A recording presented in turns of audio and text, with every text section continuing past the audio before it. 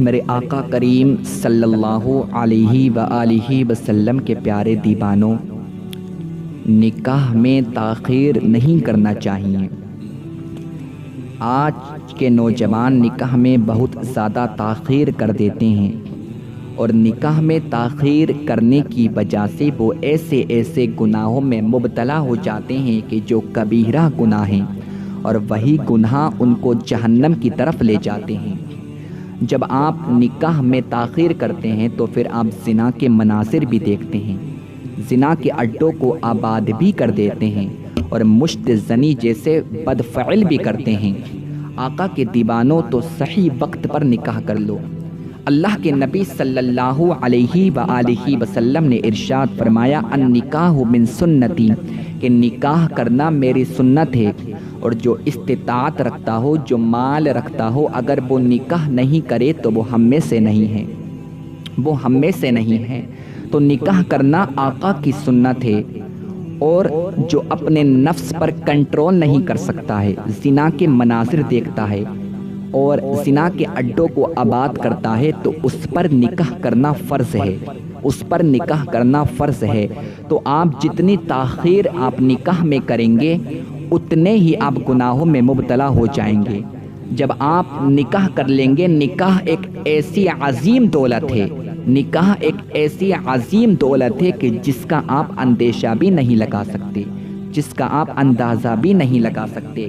دیکھیں، آج بندہ نماز پڑھتا ہے، مگر نماز کے اوپر اللہ کے نبی صلی اللہ علیہ وآلہ وسلم نے یہ ضمانت نہیں دی ہے کہ جو نماز پڑھے گا اس کا آدھا ایمان مکمل ہو جائے گا۔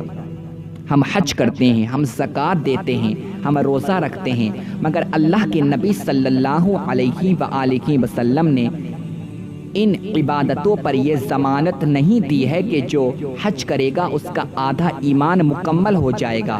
مگر نکاح ایک ایسی عبادت ہے، اللہ کے نبی صلی اللہ علیہ وآلہ وسلم ارشاد فرماتے ہیں، النکاح نصف الایمان، نکاح کرنا آدھا ایمان ہے، جو نکاح کر لیتا ہے اس کا آدھا ایمان مکمل ہو جاتا ہے۔ مگر شرط کیا ہے کہ نکاح سنت مصطفیٰ صلی اللہ علیہ وآلہ وسلم کے طریقے پر ہو۔ مصطفیٰ صلی اللہ علیہ وآلہ وسلم کی جو سنت ہے اسی طریقے سے ہم کو نکاح کرنا چاہیے۔ نکاح میں کوئی حرام کاری نہیں ہونا چاہیے۔ تو نکاح میں اگر آپ تاخیر کریں گے تو آپ گناہوں میں مبتلا ہو جائیں گے، اور جتنی جلدی آپ نکاح کر لیں گے تو بے شمار آپ گناہوں سے بچ جائیں گے، بے شمار آپ گناہوں سے بچ جائیں گے۔ اور دیکھیں کہ نکاح کرنا کتنی عظیم عبادت ہے۔ جب آپ نماز پڑھنے کے لیے کھڑے ہوتے ہیں اور تکبیر تحریمہ کے لیے اللہ اکبر کہتے ہیں، ہاتھ اٹھاتے ہیں اور اللہ اکبر کہتے ہیں، جتنی دیر آپ نماز میں رہتے ہیں، آپ نے تشہد پڑھا، آپ نے ثنا پڑھی، آپ پہلی رکعت میں ہیں، دوسری رکعت میں ہیں، جتنی دیر بھی آپ نماز میں رہتے ہیں تو اتنی ہی دیر آپ کی نیکیوں میں اضافہ ہوتا رہتا ہے، آپ کو ثواب ملتا ہے۔ اسی طریقے سے جب بندہ حج کرنے جاتا ہے تو جتنے دن وہ مکۃ المکرمہ کے اندر رکتا ہے اور مدینہ شریف میں رکتا ہے، اتنے ہی دن اس کو ثواب ملتا رہتا ہے۔ ثواب کی بہت زیادہ کثرت ہے، ثواب بہت زیادہ ملتا ہے۔ اور نکاح ایک ایسی عبادت ہے، اگر اللہ کے نبی صلی اللہ علیہ وآلہ وسلم نے جو طریقہ ہمیں نکاح کا بتایا تھا اسی طریقے سے نکاح کیا جائے، اور کوئی حرام کاری نہیں کی جائے، کوئی بدفعلی نہیں کی جائے، تو اللہ کے نبی صلی اللہ علیہ وآلہ وسلم کے پیارے دیوانوں، جتنے دن آپ کی بیوی آپ کے نکاح میں رہے گی آپ کو بھی ثواب ملتا رہے گا اور اس کو بھی ثواب ملتا رہے گا۔ آپ سوئیں گے اس کے باوجود بھی آپ کی نیکیوں میں اضافہ ہوتا رہے گا۔ آپ اپنا ورک کر رہے ہیں، آپ اپنا کام کر رہے ہیں، اس کے باوجود بھی آپ کو ثواب ملتا رہے گا۔ یہ نکاح ایک عظیم دولت ہے، یہ نکاح ایک عظیم نعمت ہے، نکاح ایک عبادت ہے، اور اس نکاح میں ہم نے حرام کاریاں کرنا شروع کر دی۔ اسی کی وجہ ہے کہ جب آج ہماری اولاد ہوتی ہے تو اولاد ماں باپ کی نافرمان ہوتی ہے، اولاد اپنے والدین سے محبت نہیں کرتی،